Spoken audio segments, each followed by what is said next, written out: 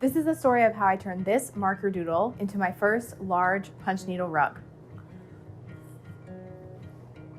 Yes, I made it all by hand, I pinky promise. If you found yourself on crafting or art TikTok or Instagram sometime in the past year, you've probably seen someone using a tool that looks like this to make rugs of like your favorite cartoon characters or just some bright, funky, colorful design.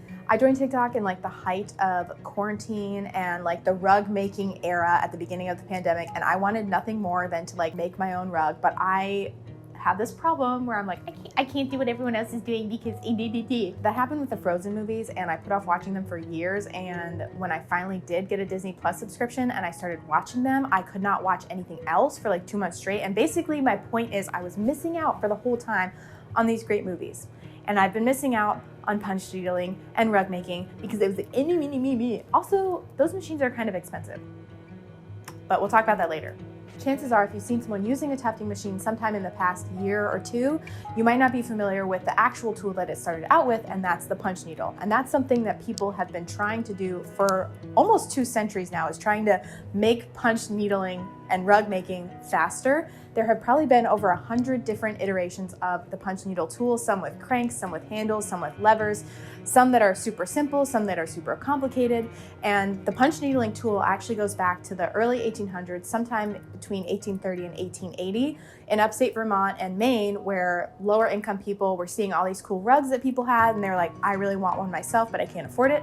I'll make it myself. Literally, why would you buy something when you can just make it? If you're really interested in the history, I listened to a very interesting talk by Amy Oxford. She's kind of like the modern queen of punch needling. She's kind of been around for the whole current lived history of punch needling in the United States. And she actually invented her own punch needle called the Oxford punch needle. I'll link all of that stuff down below if you're interested. She has a ton of different tools, and they're all made here in the United States, which is awesome. If I'm being completely honest, and you know, I like to be honest with people, I'm not really much of a liar, which can be good and also bad.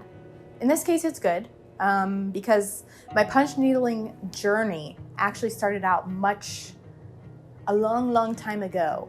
So I moseyed on down to my local arts and crafts store, and I got a little embroidery floss punch needle and got one of the little kits and got one of the needles, which are sold separately, which I think is BS.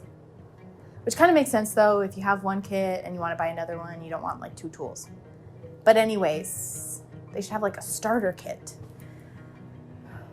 When I was growing up and I would try to do tools, I'm like a daddy's girl, you know? Don't think too much into that. I love my dad. He always told me that the trick to building something well is having the right tools. And when it came to punch needling, I did not have the right tools to start out with. The 2 main ingredients for a successful punch needling experience is 1, a needle, and 2, the cloth. And so I found myself with a needle, but probably not the right cloth. And I was frustrated and I wanted to rip everything apart, and I threw in the towel and I was like, this is stupid. I'm not doing this. Everyone with their machines can go. A few months later, I tried again. I don't know why I thought using the same tools and the same materials would give me different results, but shocker, it didn't, and I got really frustrated, and then I went to the store and I got a latch hook, and I was like, this is it. This is the key. I'm gonna do latch hooking. I didn't finish it. Finally, September 2021 came around, and I was like, I'm going to figure this out. I gritted my teeth. I have social anxiety. I picked up the phone, okay? Yeah, give me a gold star. I picked up the phone. I called Hobby Lobby. I was like, yo, it says you have this online, but it doesn't say that it was store. Do you have this in your store? They're like, oh yeah, I think we have them. I got in my car so quickly. I drove 40 minutes to my local Hobby Lobby, which isn't really local. It's 40 miles away. They had one. My journey began. They did not have cloth though, so I went to tuftworld.com, which is where you can get pretty much everything to use the machine, but you can also get a lot of stuff if you want a punch needle, except the actual punch needle. I have got a package of all packages. And honestly, it's something I should have done so long ago, but here we are. Oh my God, look at these colors. I'm obsessed.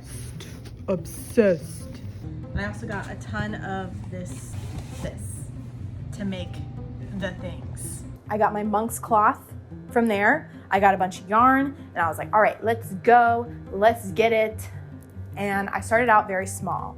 I actually started out using old canvas stretcher bars, like an old canvas frame without the canvas on it. Okay, everybody.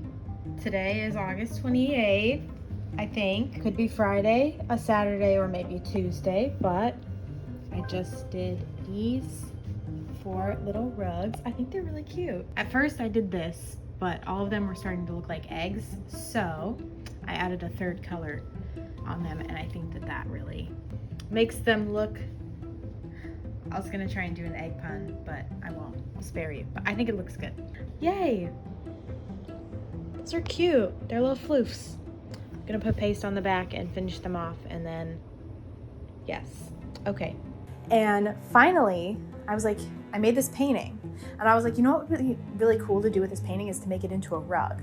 I'm making my first rug. I'm making a bunch of mini rugs for a big project for my winter collection to like tie in these things. I want to make big rugs.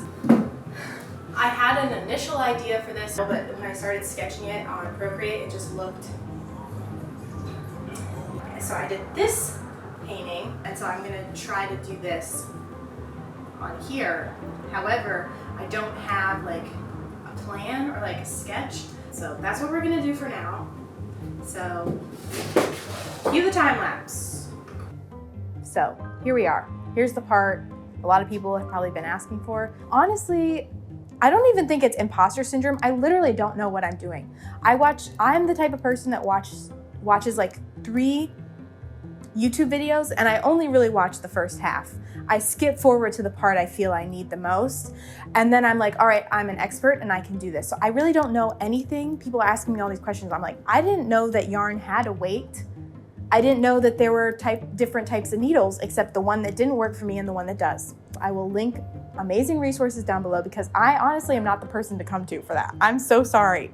Not right now. I am not the one. I use monk's cloth. You can use other types of cloth. I have cloth that I use, like the large, to make my large rugs. Link down below. It's an affiliate link, so I earn a little bit when you click on it. It's like a win-win scenario.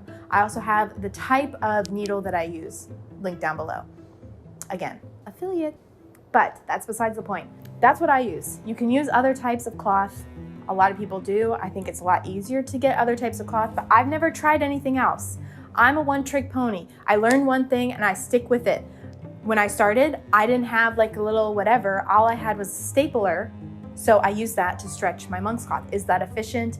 Is that worthwhile in the long run? Probably not, but I'm gonna keep doing it until something comes about. Now for my frame, I just use the classic 2x4s. We all have 2x4s just laying around our house, right? So I got 2x4s that I had laying around, and I was gonna use them for a different project. We don't. Anyways, I cut them to size with my handy dandy saw, which we all have. You can probably get them cut at your local store. I didn't. I have the tools, so I cut them. I put them together. It's really not a good frame. It's poorly constructed. It's pretty flimsy when it doesn't have a cloth stretched on it to hold it tight. But I like it because I can move it up and down. I can turn the angle. I can like shift which way I'm sitting. Are we really just supposed to believe that like this little 12-year-old can handle like the biggest and most evilest monsters of all, but the wizards who are like in their 50s, 60s, 70s, and 80s practicing magic their whole lives cannot handle the evil? Doesn't make sense. No. Especially a wizard, 12-year-old, who didn't even know he was a wizard until he was 11. No. It's great. It's a win-win for me. It fits in my space, and I think that's like the DIY version. Mine isn't freestanding. I have to like lean it, but yeah. That's what I use. Those are my tools. Goodbye, video over. Just kidding. It's funny when people comment, be like, your back must hurt or your wrist must hurt. And yes, punch needling is a very repetitive task. And I do actually have carpal tunnel, which I experience when I'm holding my camera for long periods of time or editing on my computer, but never when I'm doing tactile things. And it's funny to me that someone would say, oh my gosh, your back must hurt, as if most people aren't sitting at a desk doing a 9-to-5 job, sitting in the same position with their hand on a mouse all day. That would hurt my back and my wrist.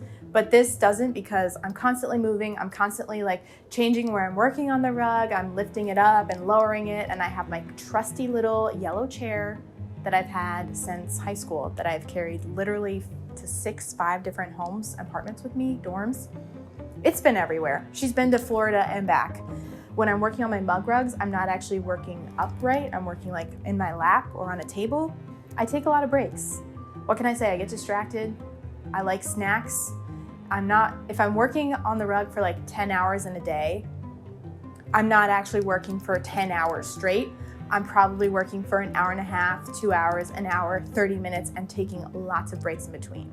Growing up as a kid, I didn't have a desk. That was by choice. I worked on the rug. I made my art on the rug. I made my art on the bed.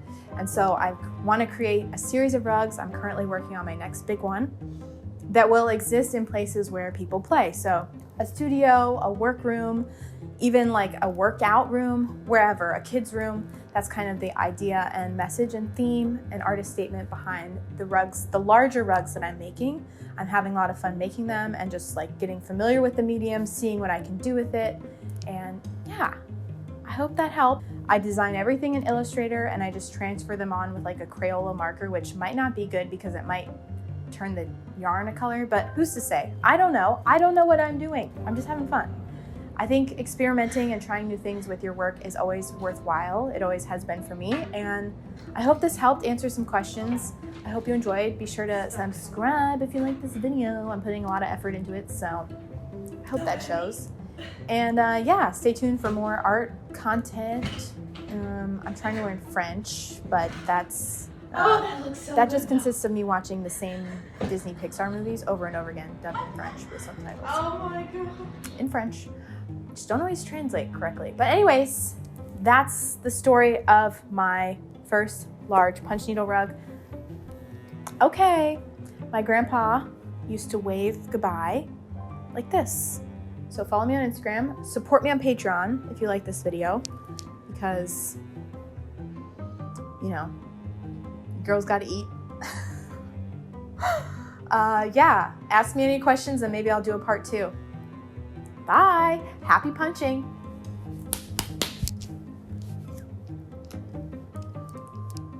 I really hope I was in focus and I have a feeling that I wasn't, so it's fine.